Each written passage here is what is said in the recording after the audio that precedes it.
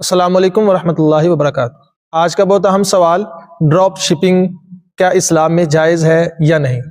सबसे पहले drop shipping के बारे में जान लें कि ड्रॉप शिपिंग क्या चीज़ है। तो होता इस तरह है कि एक बंदा है, उसका नाम फर्जी कार लें आप जैद, उसका एक अपना स्टोर है, उसमें बहुत सारी चीज़ें पड़ी हुई हैं, ज़रूरियात ज़िंदगी का बहुत सारा सामान पड़ा हुआ है। एक है अमर, उसके पास कुछ भी नहीं है, लेकिन वो क्या करता है, ऑनलाइन एक वेबसाइट तैयार करता है, उस पे जैद की जितनी भी चीज़ें हैं, उसके माल में जितनी भी चीज़ें हैं, उन सब की वो तस्वीर खूबसूरत सी बना के तो अपनी वेबसाइट पे वो शो करता है। नीचे उसकी कीमत जैद की कीमत से थोड़ी सी ज़्यादा लिख के तो पेश कर देता है, उसको पब्लिश करता है।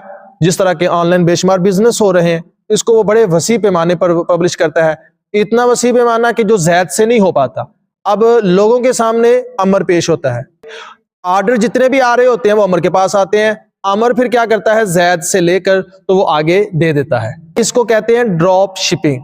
इसमें दो तीन चीजें जो है ना, उसको मद्देनजर रखना जरूरी है। एजाब कबूल तो पाया जाता है, यानी वो जैसे ही वो क्लिक करता है किसी चीज को कस्टमर, तो उसकी तरफ से वो इजाब होता है। आगे जब वो उसकी तहरीर पर, उसकी क्लिक पर वो ओके करता है शॉपकीपर, और चीज उसके मुकर्रर पते पर पहुंचा देता है, ये उसकी तरफ से हकीकत में एक कबूल होता है। तो इजाब कबूल तो जो बुनियादी रुकन था बै का, बिजनेस का, वो पाया जाता है, ये तो हो गया जायज। लेकिन ये याद रहे, जो चीज जिस तरह दिखाई गई है उसी तरह की होनी चाहिए, उसकी जितनी क्वालिटीज बयान की गई हैं वेबसाइट पे, सेम टू सेम उसी तरह होनी चाहिए। जिस तरह आजकल बहुत ज्यादा फेक बिजनेस हो रहा है, चीज दिखाई बहुत बड़ी जाती है, लेकिन बाद में वो छोटी सी कोई चीज निकल आती है, जिससे कस्टमर को धोखा होता है और बैकअप भी कोई नहीं होता, यानी दोबारा आप तकाजा भी नहीं कर सकते। तो जो चीज दिखाई जाए, ये याद रहे कि तस्वीर के साथ जो ख्यारे रोयत है ना, यानी देखने का इख्तियार है बंदे को, वो कैंसिल नहीं होगा।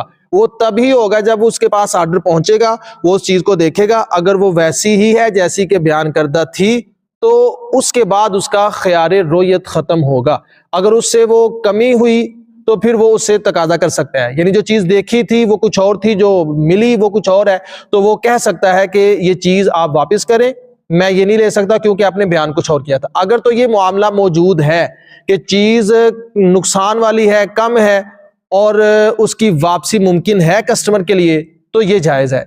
एक सूरत ये जिसको आज होना बहुत जरूरी है। दूसरी सूरत ये है कि जो पैसे ट्रांसफर किए जाते हैं उसमें क्रेडिट कार्ड का किसी तरह का अमल दखल नहीं होना चाहिए, क्योंकि क्रेडिट कार्ड फी नफ्सी खुद जायज नहीं है, उसमें पैसे रखना जायज नहीं है। वो एक सूदी मुआहदा है। जो भी क्रेडिट कार्ड रखता है उसको चाहिए कि वो उससे बिल्कुल ही जितनाब करे। और दूसरा याद, मेन और सबसे बड़ी जो चीज है, वो कतन एक अलहदा से खुद उस चीज को बेचने वाला ना हो, बल्कि वो अमर जो है वो जैद का वकील हो कि मैं आपकी चीजें सेल करूंगा। क्योंकि अगर अलहदा से वो खुद शॉपकीपर यानी बाय बन रहा है, तो फिर उसके लिए लाजिम है कि वो जो चीज बेच रहा है उसके खुद के कब्जे में हो।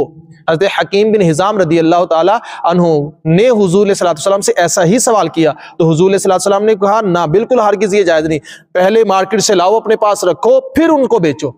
क्योंकि चीज को कब्जा करने से पहले, अपनी मलकियत में होने से पहले आप किसी को बेच ही नहीं सकते, ये बिल्कुल जायज ही नहीं है। तो इसलिए अगर तो वो खुद जो है अपने आप को एक बाय की सूरत में आवाम के सामने, कस्टमर के सामने पेश करता है, तो फिर उसके कब्जे में चीज का होना जरूरी है।